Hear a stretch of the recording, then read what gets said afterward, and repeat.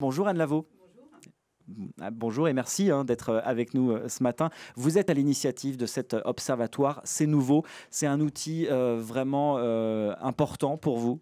Alors pour notre association, c'était important effectivement de porter un autre regard sur l'accidentalité, puisque depuis des décennies, on regarde cette accidentalité avec le même type de chiffres et qui sont surtout des analyses d'accidents. Et pour nous, c'était important de monter en amont par rapport à l'accident et de voir comment les automobilistes et les Français en général se conduisent avant qu'arrive l'accident pour pouvoir mener des actions de prévention. Alors cet observatoire donc dissèque le comportement des automobilistes. En fait, il y a une partie sondage un peu déclaratif. Et puis surtout, ce qui est intéressant, certains sont équipés donc il y a un panel équipé d'une application qui mesure des données en temps réel, qui recueille la vitesse, qui recueille la durée d'arrêt à un stop, par exemple. Et c'est ça qui est intéressant. Qu'est-ce que vous retenez à la lecture de ces résultats? Oui, alors en effet, vous avez tout à fait raison. D'habitude, quand on veut avoir le comportement des Français, on leur pose la question, on leur demande est-ce que vous utilisez votre téléphone? Alors ils nous disent oui ou non, mais on leur pose toujours la question. On leur demande est-ce que vous dépassez les limitations de vitesse? De la même manière, ils nous répondent. Et donc on a décidé de créer cet observatoire avec ce côté déclaratif, mais en le complétant par des données. Et ces données, elles sont Elles ne captées. mentent pas, les données. Alors les données, elles ne mentent pas. Et ces données, elles sont remontées par une application et un panel qui est équipé de cette application. Et ces données nous permettent d'avoir en direct les accélérations, les coups de frein. On a la carte des stops, donc on sait aussi si les Français s'arrêtent au stop ou ne s'arrêtent pas alors, au stop. ils ont tendance à glisser un peu, non? Alors, on a observé pour cette première vague deux typologies de Français, les petits rouleurs et les gros rouleurs. Donc les petits rouleurs, ce sont ceux qui font moins de 4000 km par an. Et les gros Ils sont rouleurs, 29% des conducteurs en Île-de-France. en Île-de-France, alors ils sont surreprésentés en Île-de-France et ne croyez pas qu'ils ne conduisent que le dimanche. En réalité, ce sont des utilisateurs de leur voiture, y compris en semaine, mais qui font des petits trajets. Et donc, 4000 km, c'est une distance. On ne parle pas du temps passé dans sa voiture en Île-de-France. Peut-être que les chiffres seraient tout à fait différents. Et donc les gros rouleurs, qui eux font plus de 20 000 km par an. Alors, les gros rouleurs font plus de 20 000 km par an. Et donc, pour ces deux populations, on a à la fois ce qu'ils nous ont dit quand on leur a posé les questions, et puis on a analysé la réalité de leur comportement à travers un certain nombre d'items.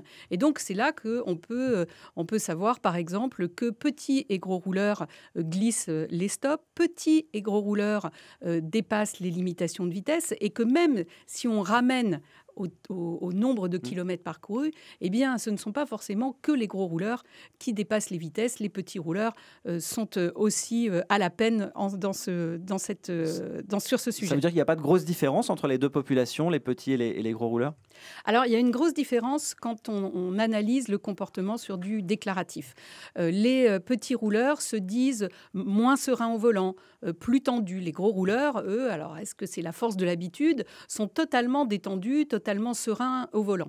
Mais quand on croise ces données-là avec la réalité des comportements, on se rend compte, par exemple, qu'au moment des excès de vitesse, on a une surreprésentation de population qui est tendue. On a également une surreprésentation de population en dette de sommeil, puisque c'est une question qu'on leur pose. Donc ça veut dire que le stress est un vrai sujet par rapport à la conduite, le stress et la vitesse. Les gros rouleurs qui représentent 9% des automobilistes ici en Île-de-France. Et vous avez constaté que ceux qui ont le plus de kilomètres au compteur, eh bien souvent, ils ont tendance à un excès de confiance qui les pousse à prendre un peu plus de risques. Absolument, ça les pousse à prendre un peu plus de risques. Ils ont des véhicules qui sont beaucoup mieux équipés, ils ont des véhicules beaucoup plus récents que les petits rouleurs. Et la plupart du temps, ces équipements les sécurisent aussi et les incitent à faire autre chose. Donc ce sont bien sûr eux qui utilisent le plus le téléphone au volant. Anne Lavaux de la prévention routière, ce qui est important, c'est à quoi vont servir ces données? Qu'est-ce que vous allez en faire? Parce que le but, j'imagine, bien sûr, c'est d'anticiper et de réduire les risques d'accidents. Comment vous allez vous y prendre? Alors, tout à fait. Pour notre association et pour l'association Attitude Prévention, qui est notre partenaire sur ce projet-là, ce qui est très important, c'est de trouver des corrélations qui nous permettent d'agir au plus près des risques.